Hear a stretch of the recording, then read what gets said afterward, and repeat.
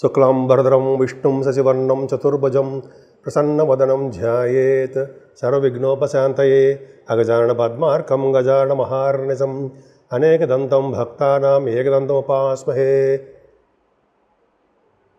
మా ఆది ఆస్థాలను చూస్తున్నటువంటి మీ అందరికీ, అలాగే విదేశాల్లో కూడా నివసిస్తూ నా ఆస్ట్రాలజీని వింటూ చూస్తూ ఉన్నటువంటి మీ అందరికీ కూడా పేరు పేరున నా హృదయపూర్వక నమస్కారాలు. ఇప్పుడు మనం 27 ఏప్రిల్ నుంచి 3 మే 2025 వరకు కూడా 12 రాశుల వారికి ఎలా ఉండబోతుందో తెలుసుకుందాం. దానికంటే ముందర మీ జాతకాలు చూపించుకోదలుచుకుంటే మా ఆది ఆస్ట్రాలజీని కన్సల్ట్ చేయొచ్చండి. ముఖ్యంగా date of birth, time of birth, place of birth ఈ 3 ఉండాలి. ఉంటే తప్పకుండా మనం చేద్దాము. మీకు నేను చెప్పిన నచ్చితే లైక్ చేయండి, షేర్ చేయండి, అలాగే మీ ఫ్రెండ్స్ సర్కిల్లో పంపించండి. ధనురాశి అండి. ఇప్పుడు ధనురాశి గురించి చెప్పుకుందాం. ధనురాశి వాళ్ళకి ఫైనాన్షియల్గా ఏమాత్రం ఇబ్బంది పడరు, కొంచెం కష్టపడతారండి మీరు. ఎందుకంటే శని దృష్టి మీరు రాసుకోవడం వల్ల కొంచెం కష్టపడవలసి వస్తుంటుంది. చికాకులు, కోపము, మనస్పర్ధలు, ఆ కోపావేశాలు అవి ఓబోయే అన్నట్టుగా ఉంటారు. ఏం భయపడకండి, అవన్నీ తాత్కాలికమే. జాగ్రత్తగా ఉండండి. కొద్దిగా మాట్లాడేప్పుడు మాత్రము కొంచెం జాగ్రత్తగా ఉండాలి. ఏదేమైనా ఫైనాన్షియల్గా ఏమాత్రం ఇబ్బంది పడరండి. చక్కటి భోజనం వసతి, చక్కగా పిలిచి మరీ ఆదరించి మీకు భోజనాలు పెడుతుంటారు. ఎక్కడికి వెళ్ళినా మీకు భోజనం దొరుకుతుంది. అంటే మిగతా దొరకదా? దొరుకుతుందండి. స్పెషల్గా ప్రేమతో కూడిన మీకు వంటలు. సరే, అది పక్కన పెడితే, ఎందుకంటే ద్వితీయ భావాన్ని గుడి చూస్తే అలాగే ఉంటుంది. ముఖ్యంగా గాయకులకి మీ దాంట్లో ఉన్నారు కదా, చక్కటి అవకాశాలు వస్తాయి మీ దాంట్లో. అద్భుతంగా ఉంటుంది. ఇంకా కుటుంబంలో వృద్ధి అన్నట్టుగా కుటుంబంలో మంచి పేరు ప్రఖ్యాతులు తెచ్చుకోవడము, ధనధాన్య వసతులు కలిగి ఉండడము, అలాగే చదువులో ఆటంకాలు లేకుండా, ద్వితీయ భావం చదువు కూడా చూస్తాం కదా, ఆటంకాలు లేకుండా బాగా సక్సెస్ఫుల్గా ఉండడము. ద్వితీయాధిపతి శని 4th భావంలో ఉండడం వల్ల ఫారిన్ కంట్రీస్ వెళ్ళడము. ఏంట్రా అస్తమాని ఫారిన్ చెప్తున్నాడు, మనం వెళ్తామా? వెళ్ళి తీరుతారండి. గ్రహాలు ప్రభావం ఉండి తీరాల్సిందే. పైగా మీ 2nd హౌస్ లార్డ్తో రాహు కనెక్ట్ అయిపోయి ఉన్నాడు. రాహు కనెక్షన్ ఉండాలి ఎప్పుడు కూడా ఉండాలి. కాబట్టి మీకు ఖచ్చితంగా మీరు చదువు రీచే వెళ్ళొచ్చేమో. ఏం చెప్పగలం? మీ జాతక ప్రకారం చూసుకోండి. సరే, పక్క అలా ఉంచితే, ముఖ్యంగా మీకు సంగీతం పట్ల బాగా ఉండడము, ముఖవర్చస్సు అద్భుతంగా ఉండడము, కంఠధ్వని ఎక్కువగా మాట్లాడే శక్తి మీకు ఉండడము, అలాగే కంటి చూపు ఉంటుంది సరా, ఐ పవర్. కంటి చూపుతే చంపేస్తాను అంటారు సరే, అలా చంపరు మీరు. ప్రేమతో చూస్తారు అందరూ. నేను అంటే అలాగా మంచి పవర్ ఎక్కువ. అంటే జనరల్గా ఏంటంటే అలా ఉన్న వాళ్ళకి ఏంటంటే గ్రాస్పింగ్ పవర్ ఎక్కువ ఉంటుంది అని చెప్పచ్చు అనమాట. అలాగే ప్రయాణాలు కూడా చేస్తూ ఉంటారండి మీరు. షార్ట్ జర్నీస్ చేయడము, మీ తోబుట్టువులను కలవడము, అలాగే పెద్ద పెద్ద పనులన్నీ కూడా నిమిషాల్లో చేస్తారంటారు సరే, అంత టాలెంట్ కలిగి ఉండడం జరుగుతుందండి. ఏదేమైనా 4th భావంలో శని రాహువులు తప్పు కదా, నిజంగా తప్పారండి. ఎందుకంటే శని రాహువులు మీకు జనరల్గా విదేశ పర్యటన చేస్తారో ఉంటుంది. జనరల్ 4th భావంలో ఉంటే ఆభరణ భూషణాలు ఇస్తాడు, ధన సౌఖ్యం కలిగిస్తాడు. కానీ అదృష్టవంతుడు మాత్రం చేయలేడు. ధనాన్ని ఇస్తాడు, భూషణాలంటే తెలుసు కదండి, ఆభరణాలని ఇస్తాడు 4th భావంలో రాహు. అలాగే 4th భావంలో శని అర్ధాష్టమ శని అంటాం ఇప్పుడు. కానీ 2nd హౌస్ లార్డ్గా విదేశీ పర్యటన చూసారా. శని రాహుల్ కనెక్షన్ ఎలా ఉందా? విదేశాలకు ఎలా సూచిస్తున్నారు అక్కడ 4th భావంలో కరెక్ట్గా వెళ్ళి తీరుతారు మీరు. అంటే రావు మీ జాతకంలో ఉండాలనుకోండి, నాది ఉందని నేను వెళ్తానా? అలా కాదు. మీకు వృత్తిరీత్యా ఏదో పనులు ఉంటాయి కదా, వెళ్తారు. పక్క పెడితే బుధ శుక్రుల కాంబినేషన్ చెప్పుకుందామండి. బుధ శుక్రుల కాంబినేషన్ భూములు కలిగి ఉంటారు. అలాగే తర్కశాస్త్రంలో కానీ, అలాగే డిబేట్లో కానీ మీరు పాల్గొంటారనమాట. సక్సెస్ఫుల్గా ఉంటుంది. అలాగా బుధ శుక్రుల కాంబినేషన్ 4th భావంలో చక్కటి చదివిస్తారండి. ఐశ్వర్యాన్ని ఇస్తారు, అభివృద్ధిని ఇస్తారు, ఆభరణాలు ఇస్తారు. సంగీతం పట్ల మక్కువ ఎక్కువ ఉండేట్టుగా చేసేస్తారు బుధ శుక్రులు. పైగా నీచభంగ రాజయోగాలు ఉన్నారు. ఇద్దరు మీకు పాపులే. అలాగే సప్తమాధిపతి కేంద్ర దోషం వచ్చింది, 10th హౌస్ లార్డ్షిప్ వచ్చింది, మళ్ళీ కేంద్రంలో ఉన్నాడు. అదే శుక్రుడు కూడా దోషమే. కాబట్టి ఏంటంటే మీ బుధ శుక్రుల కాంబినేషన్ వల్ల సక్సెస్ఫుల్ అవ్వడానికి అవకాశం ఉంది. శుక్ర రాహువులు అంటే శుక్ర రాహువులు కలిసి ఉన్నారంటే ఇంకా ప్రయాణాలతో చేయడము, తోబుట్టువుల సహాయ సహకారాలు తీసుకోవడము, వార్తా సంస్థలకు సంబంధించిన వాటిలో డెవలప్ అయిపోవడము, ఇవన్నీ కాంబినేషన్ చాలా బాగున్నాయండి. కానీ శనితో కలిసిన రాహు మాత్రము అర్ధాష్టమ శని ఉందని మాత్రం మర్చిపోకూడదు. అర్ధాష్టమ శని, అర్ధాష్టమ రాహు ప్రభావం వలన చదువులో ఆటంకాలు ఏర్పడిపోతూ ఉంటాయి. రైతులకు ఇబ్బందికరంగా అంటే ఫైనాన్షియల్గా ఇబ్బందికరంగా ఉండడానికి అవకాశం ఉంటుంది. అలాగే వాహనాలు, గృహాలు పట్టాన్ని కొనుక్కోలేకపోవడం జరుగుతూ ఉంటుంది. ఇలా చిన్న చిన్న దోషాలు ఉంటాయండి. కానీ పంచమ స్థానంలో రఘు నడుతారా, ఆయన 9th హౌస్ లార్డ్. అంటే నాన్నగారి యొక్క పవర్ ఎక్కువ ఉంటుందండి మీ మీద. పవర్ ఏంటి? ప్రేమ, ఆప్యాయతలు, అదృష్టాలు ఇవన్నీ బాగుంటాయి. నాన్నగారికి ఆస్తిపాస్తులు బాగుంటుంది, నాన్నగారికి ఆరోగ్యం బాగుంటుంది, అదృష్టం బాగుంటుంది, ఫైనాన్షియల్ స్టేటస్ బాగుంటుంది. పంచమస్థానంలో ఉన్నాడంటే దేవత అనుగ్రహం వలన పుత్ర సంతాన యోగము కలగబోతోంది మీకు. ఆల్రెడీ సంతానం ఉన్న వాళ్ళకి అద్భుతంగా ఉంటుందండి. ముఖ్యంగా స్టాక్ మార్కెట్లో కూడా మీరు ఉంటారు. స్టాక్ మార్కెట్లో ఉన్న వాళ్ళకి చెప్పేది ఏంటంటే వాళ్ళు సక్సెస్ఫుల్గా ఉంటారండి. నేను ఆడమని ఎవరికి చెప్పను.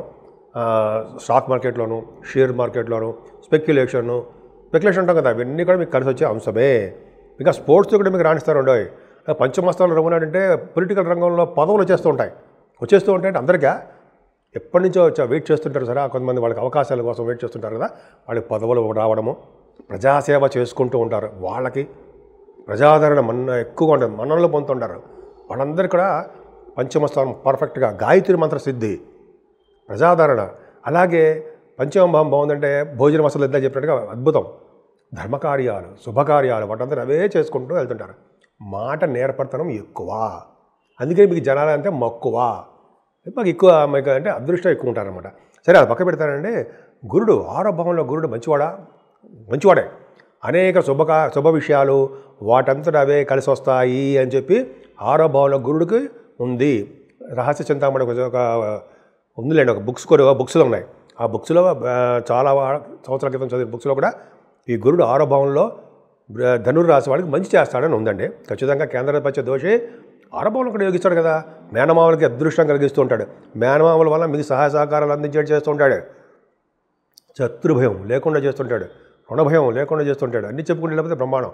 ఇక గురుడితో కలిసి చంద్రుడు ఉన్నాడు.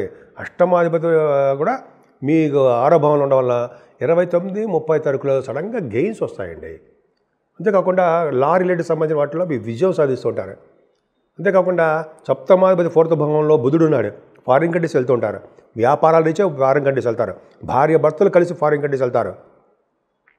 వ్యాపార భాగస్వాములతో ఫారిన్ కంట్రీస్ వెళ్తారు. భార్యాభర్తలు అనురాగ దాంపత్య జీవితం బ్రహ్మాండంగా ఉంటుంది. అలాగే బాంధవ్యాలు బాగా ఉంటాయి. కానీ అష్టమ స్థానంలో కుజుడు నడుచురా, పంచమాధిపతి అష్టమంలో నీచ స్థితిలో ఉన్నాడు. అంటే పిల్లలు మీ అబ్బాయిలకి కొంచెం ఇబ్బందికరంగా ఉంటుందండి. అమ్మాయిలు కాదు కానీ అబ్బాయిలకి మాత్రము హెల్త్ ప్రాబ్లమ్స్ బాగుండా పోవడము, లేకపోతే మీరు స్టాక్ మార్కెట్లో గబ్బుకుని కొనుక్కునే సందర్భంలో లాసులు రావడము, సినిమా రంగంలో కూడా టెలివిజన్ రంగంలో కానీ కొద్దిగా అదృష్టం తోడవలేకపోవడమో జరుగుతుంది. అందుకనే రియల్ ఎస్టేట్ రంగంలో వాళ్ళకి అంతే. అందుకని సుబ్రహ్మణ్య స్వామి ఆరాధన, సుబ్రహ్మణ్య స్వామి అష్టోత్తరాలు, సుబ్రహ్మణ్య స్వామి కళ్యాణాలు ఇవి చేయించుకుంటే సుబ్రహ్మణ్య స్వామిని వదలకూడదంటే అద్భుతంగా ఉంటుంది. 9th హౌస్ లార్డ్ రవి పంచమాలో ఉన్నాడు కదా, అంటే భాగ్యస్థానాధిపతి. భాగ్యస్థానం బ్రహ్మాండంగా పెరిగిందండి. అంటే మీ సంతానం వల్ల ధనయోగం. సరే, అంటే మీకు మీ పిల్లలు డబ్బులు ఇస్తుంటారు, ఉంటాయి ఫైనాన్షియల్ సపోర్ట్ కలిగిస్తుంటారు నాన్నగారికి. కానీ మీరు నాన్నగారు అనుకోండి నాన్నగారు, అన్నయ్య అనుకోండి అన్నయ్య. అంటే జనరల్గా 9th హౌస్ లార్డ్ అంటే తండ్రి గారి యొక్క పవరు, తండ్రి గారికి సంతానం వల్ల ధన ప్రాప్తి కలుగుతుందని శాస్త్రం చెప్తోంది. అంతేకాకుండా తండ్రి గారి యొక్క ఆరోగ్య పరిస్థితి కూడా చాలా బాగుంటుందండి. మీరు ఏ వ్యాపారం చేస్తే ఆ వ్యాపారాభివృద్ధి కలుగుతూనే ఉంటుంది.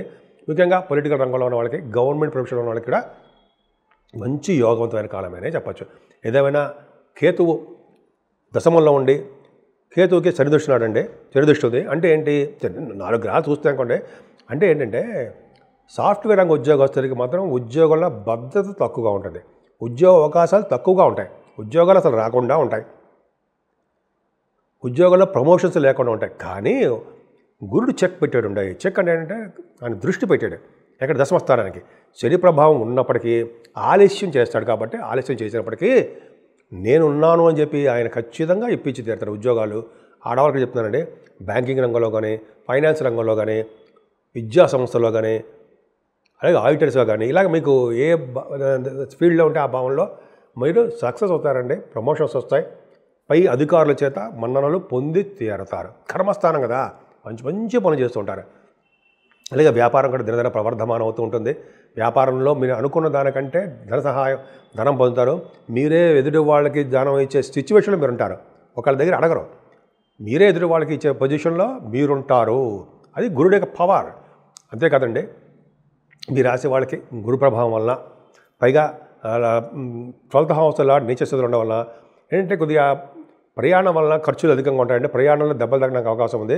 మంచి మంచి వాటికి ధన ఖర్చు చేయడానికి అవకాశం ఉంటుందండి. మంచి మంచి వాటికంటే గుడులకి గోపురాలకి అన్నదానానికి ఇట్లా మీరు ధనం ఖర్చు చేయడానికి అవకాశం ఉంది. ఏదేమైనా మీరు పూజించవలసిన దేవుడు సుబ్రహ్మణ్యేశ్వర స్వామి ఒక్కడే. అంతేకాదండి, ఈ నెలాఖరి 30వ తారీఖున కూడా మనం సింహాచల నరసింహస్వామి యొక్క నిజరూప దర్శనాన్ని మనం చూడబోతున్నాం. అది ఆ స్వామి యొక్క దర్శనం చేసుకోవడం వల్ల, స్వామివారిని పూజించడం వల్ల మనకి చాలా మంచి రోజులు రావడానికి అవకాశాలు ఉన్నాయి. అద్భుతంగా ఉంటుంది. పైగా మీరు కాలసర్ప దోషంలో మీకు ఉన్నాయి కాబట్టి ప్లానెట్స్ అన్నీ కూడా ఈ వారం మొత్తం కూడా ఆ గ్రహాల వల్ల వచ్చే దోషాలు కూడా స్వామి పోగొడతారు.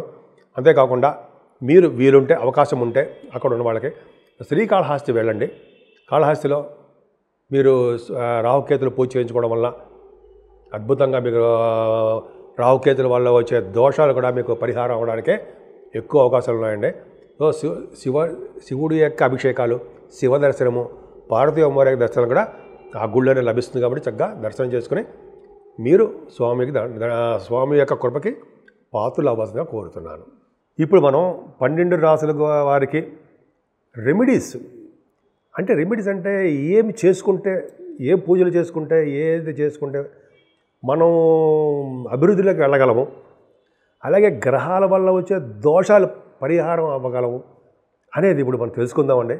ముఖ్యంగా ఏంటంటే ఈ వారం మొత్తం కూడా మేషరాశి నుంచి మీనరాశి వరకు చెప్తున్నానండి. అన్ని రాసుల వారికి శ్రద్ధగా చెప్పేది ఏంటంటే మీనరాశి దగ్గర నుంచి కన్యా రాశి వరకు కూడా రాహుకేతుల మధ్యలో ప్లానెటరీ పొజిషన్ అంటే గ్రహాలన్నీ బంధింపబడి ఉన్నాయి. అంటే సర్పదోషంలో మీరున్నారు అని తెలుస్తుంది. మీరున్నారంటే మనందరం అని అర్థం. అంతేకాకుండా కుజుడు కూడా సర్ప సంబంధించిన ఆయన కాబట్టి ఆయన కూడా నీచ స్థితిలో ఉండిపోయాడు. అంటే ముగ్గురు, రాహు, కేతువు, కుజుడు, ఈ ముగ్గురు కూడా సర్ప సంబంధించిన వాళ్ళు కాబట్టి సర్పదోషంలో ఇరుక్కుపోయాం మనం. అంటే అందరం. సో అంటే అలా వల్ల ఏంటి ప్రయోజనాలు ఏంటంటే బ్యాడ్ ఇంపాక్ట్ ఏంటంటే జనరల్గా మనం ముందుకు వెళ్ళలేకపోతుంటామండి. అన్నీ ఇబ్బంది కలుగుతుంటాయి. చిల్డ్రన్ పుట్టిన వాళ్ళకి పిల్లలు లేకపోవడము, లేకపోతే ఎప్పుడు గొడవలు గోళలతో ఉండడము, భార్యాభర్తలు దూరం అయిపోతూ ఉండడము, ఇలా ఇవన్నీ చెప్పడం ఎందుకు కానీ వద్దు, అవన్నీ మనం పక్క పెడదామండి. ముఖ్యంగా ఈ రాహుకేతులకి సంబంధించిన పూజలు చేసుకుందాం. రాహుకేతులు ఏం చేద్దాం?